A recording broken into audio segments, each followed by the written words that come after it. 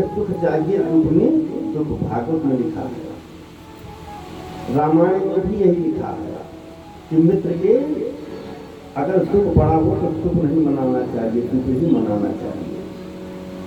रामायण में क्या लिखा है?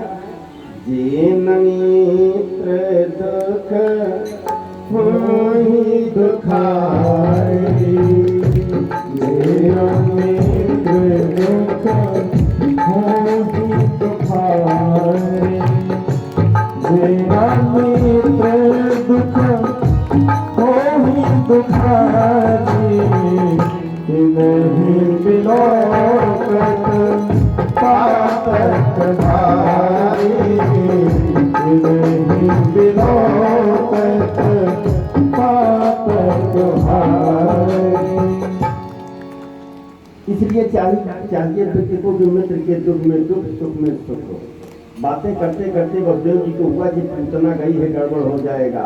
कहा वसुदेव जी, कहा क्या? कहा कि जेल में पड़े पड़े हमने ज्योतिष विद्या का ज्ञान प्राप्त किया। कहा तो ये बताइए कि मेरा लल्ला कैसे है? कहा लल्ला की बात छोड़ दीजिए, तुम्हारे गोकुल में बहुत बड़ा उत्पात होने वाला है। और जैसे उत्पात का नाम सुने, नंद बाबा ने गले में जो माला पड़ी थी वही निकाल लिया और माला जपते हुए चल दिए कि प्रभु सब कुछ हो जाए लेकिन मेरे लल्ला को कुछ न हो। माला जपते हुए आ रहे हैं, इधर पूतना पहुंच गई राजधानी मैया यशोदा के। इतना सुंदर रूप बनाया है कि सुखदेव स्वामी कह रहे हैं कि जैसे श्री देवी माने लक्ष्मी देवी, लक्ष्मी जी का नाम है श्री देवी, नहीं आप लोग दूसरा अर्थ लगा लेना।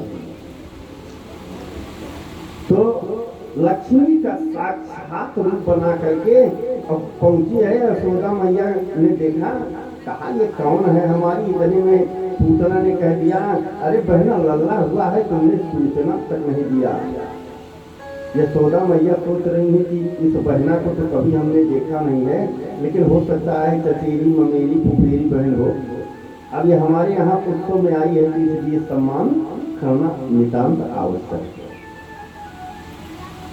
अब क्या था? कहा ठीक है बैठिए, जलपान की व्यवस्था मैं देती हूँ। और जैसे जलपान की व्यवस्था के लिए गई, पूतना इधर उधर देखी और कन्हैया को देख लिया कि एक पालने में पड़े हुए सो रहे, खेल रहे हैं। और जैसे कन्हैया ने पूतना को देखा, आंखें बंद कर दिया। आंखें क्यों बंद किया? इस पर विद्वानों ने 108 मत डाल दिए कि आंखों को, कन्हैया ने पूतना को देख करके आंखें क्यों बंद किया। तो 108 मत बताएंगे तब तो यहीं तक रहेंगे, लेकिन 2-4 मत समझ लीजिए।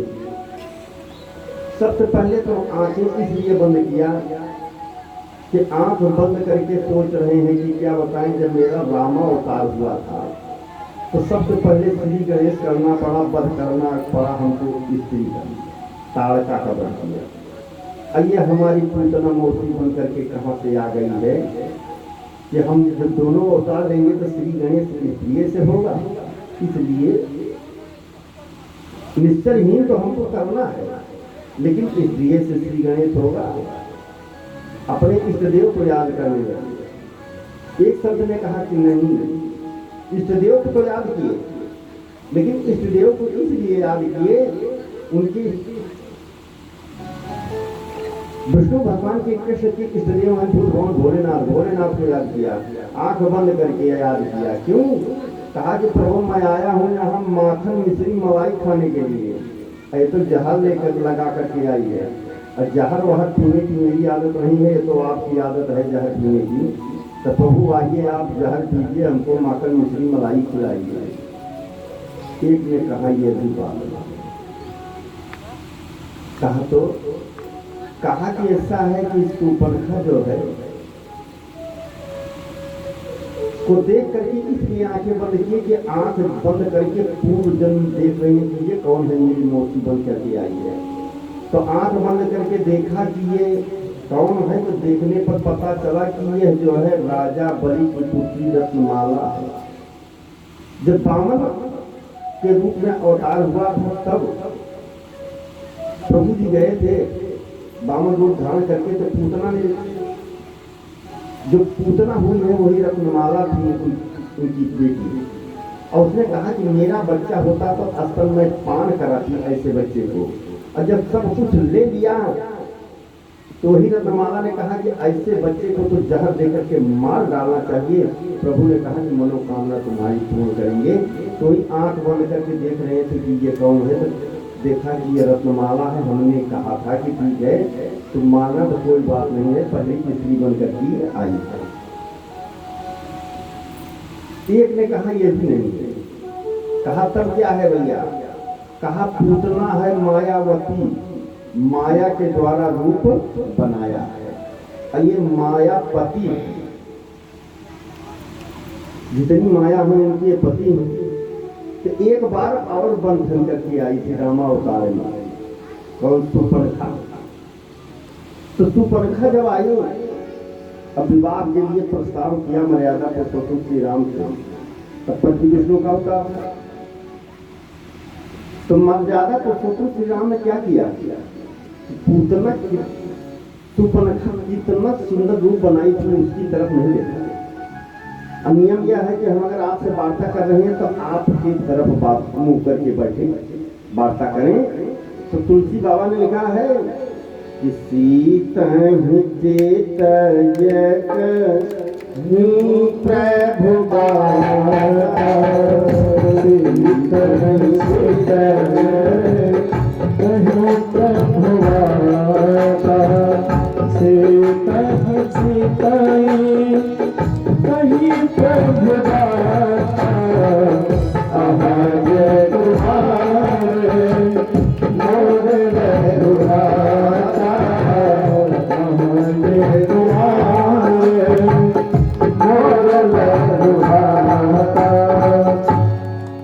तो रामावतार में भी कितना भी सज धज करके संवर करके आई थी राक्षसी सुपर्णखा, लेकिन मर्यादा पुरुषोत्तम श्री राम ने नहीं देखा। ये रामचरितमानस का उदाहरण है कि सीता ही सीता को देख करके कह रहे हैं कि मेरा भाई जो है कामदेव को जीतने वाला लक्ष्मण है, उससे बात करो।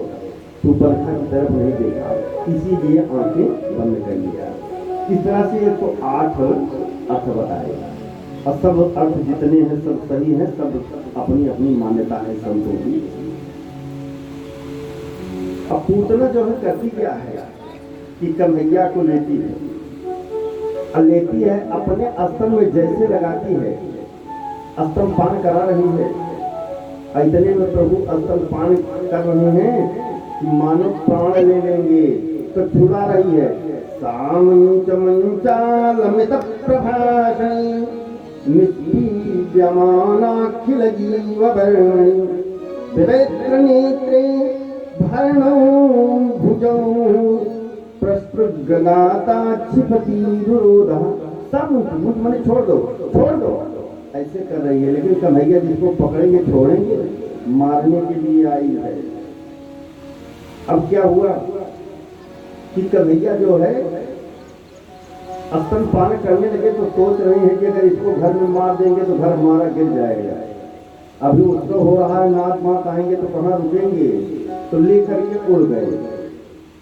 जैसे अब उड़े कहाँ, गांव के बाहर कन्हैया, कि गांव में भी किसी का मकान न गिरे।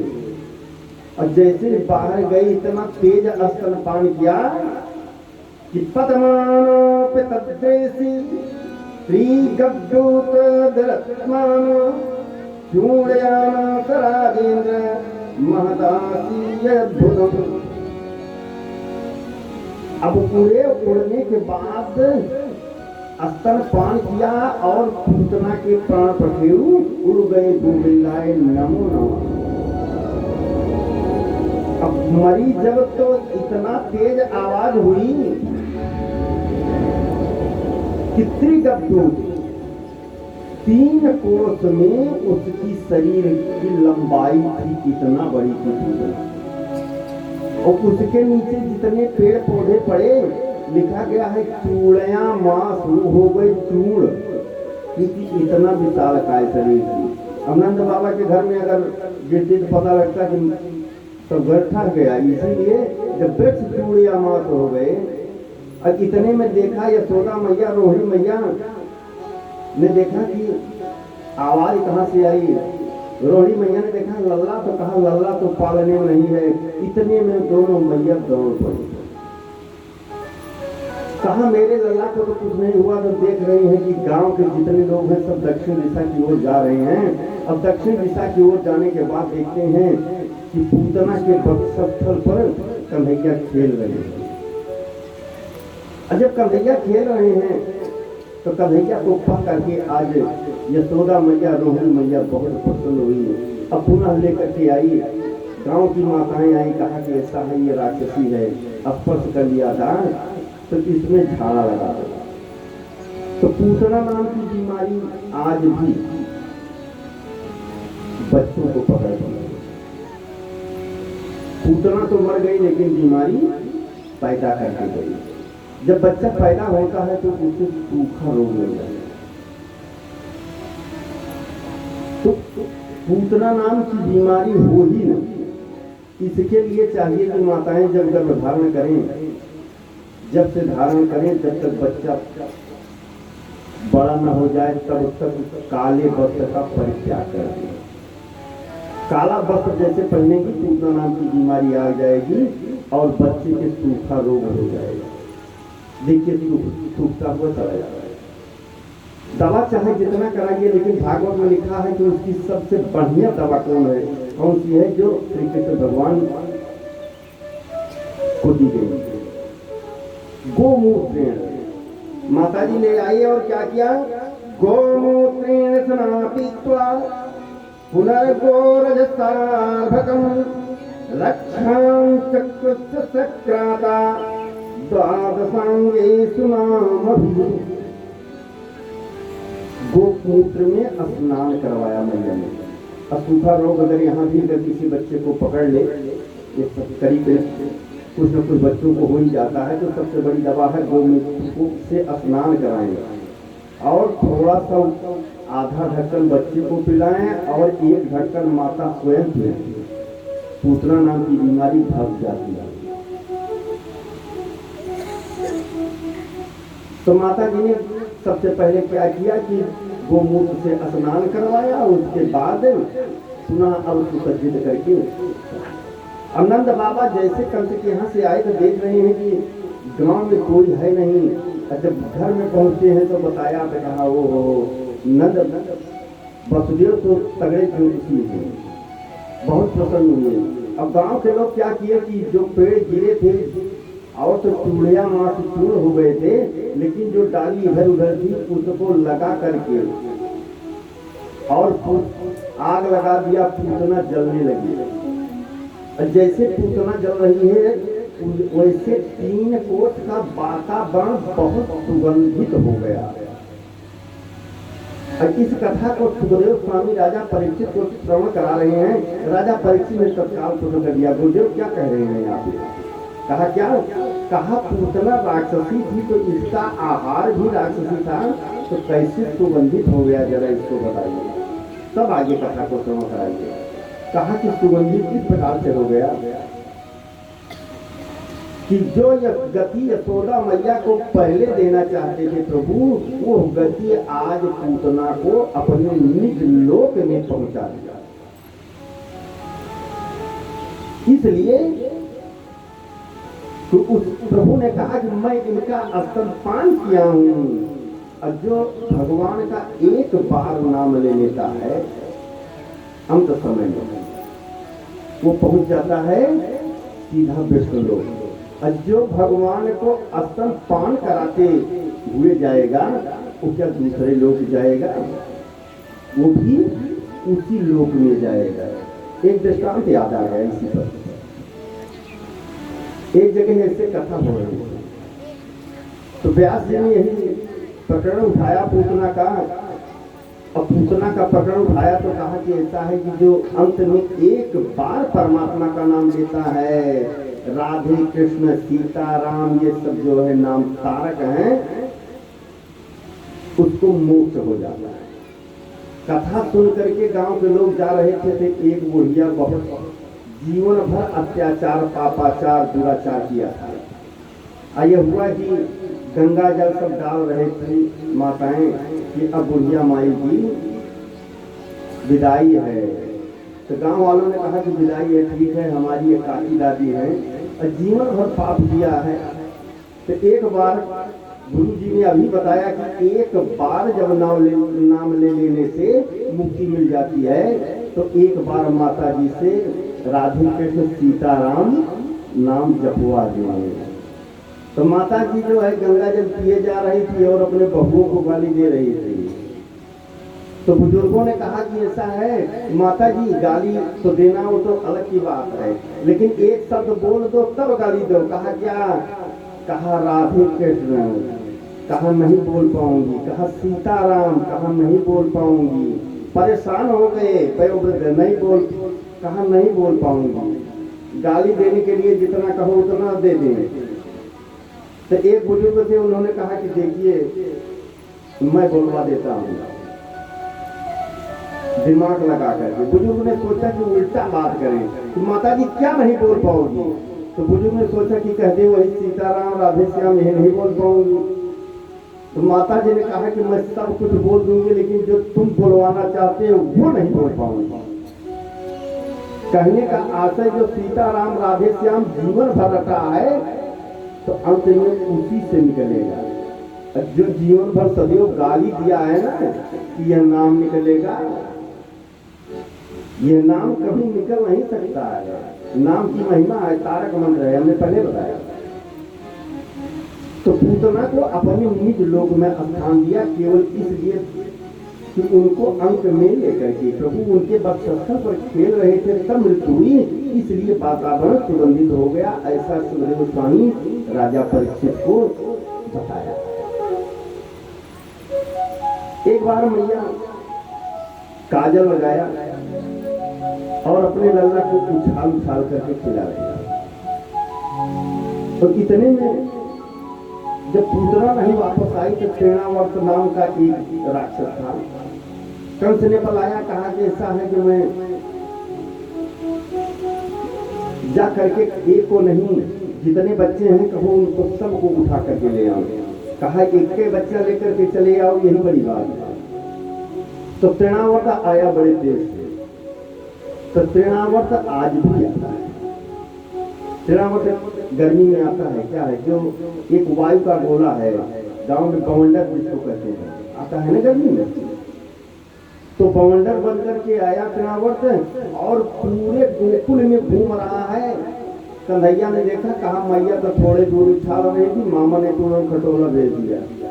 और खटोला भेज दिया तो क्या होता है कि तृणावर्त जो है घूमते घूमते आया नंद बाबा के आंगन में, कन्हैया को पाया, कन्हैया को उड़ा लिया और कन्हैया को एकदम आकाश में ले गया। और जब तक गोकुल में टहलता रहा तब तक तो कन्हैया देखते रहे। खूब टहल रहे हैं। क्यों टहल रहे हैं? कि वहीं से देख रहे हैं कि ललिता का घर है, ये विशाखा का है, ये अनुराधा का है। अब क्यों देख रहे हैं? आगे चल करके जो चोरी करना है। अब पक्का चोर वही है जिसे गली गली का ज्ञान है। तो आज छोटे से हैं तभी गली गली का ज्ञान हो जा रहा है। और जैसे वो पुनः मथुरा की तरफ जाने लगा, वैसे कन्हैया ने अपने शरीर का वेग बढ़ा दिया। और जब कन्हैया ने वेग बढ़ाया तो वो तृणावर्त मुड़ मुड़ कर देख रहा है कि कोई बच्चा ले आया हूँ कि नंद बाबा के यहाँ से बड़ा सा पत्थर उठा कर ले आया हूँ। कन्हैया ने कहा तुम पत्थर समझ रहे हो, पत्थर पर हम दे मारूंगा। अपना शरीर का वेग बढ़ाया और गिरा। गोविंदाय नमो नमः, तृणावर्त का उद्धार हो गया। उसके बाद सकटा स्वरूप नाम का दैत्य आया, उसका भी उद्धार हो गया। प्रभु ने सकटासुर का भी उद्धार किया। आज मैया जो है देवकी मैया वसुदेव से रोने लगे। कहा कि क्या बताएं, मेरा पुत्र चला गया और मेरा पुत्र चला गया जब से मैं सोई नहीं। रात दिन उसी सांवली मूर्त का मैं ध्यान करती रही। जा करके कोई हाल चाल तो बता दे, कोई जाए, कहा किसको भेजें, कहा कि ऐसा है जो काम कोई न कर पाए उसको करेंगे पुरोहित। पुरोहित जी को बुलाइए। गर्गा पुरोहित हो राजन यदूनां सुमहातवः प्रजं जगामनन्दस्य वसुदेव प्रचोदितः। वसुदेव जी ने गर्गाचार्य जी को बुलाया पुरोहित जी। अब मैया देवकी रोने लगी पुरोहित जी के पांव पकड़ करके, कहा कि मेरा लल्ला किस हाल में होगा, इसकी जानकारी नहीं हो पा रही है। जा करके जरा देखिए कि मेरा लल्ला किस प्रकार से होगा। और रोते रोते विह्वल हो गई मैया देवकी। और यहाँ तक कह रहे हैं कि जाइए, अब मेरे पास तो हथकड़ी लगी है, लेकिन अगर पंख होता तो, कि पंख जो होती मैं जाती नंद बाबा उमड़ घुमड़ में सिहराया बहने दूध की धार नार मोर सोवत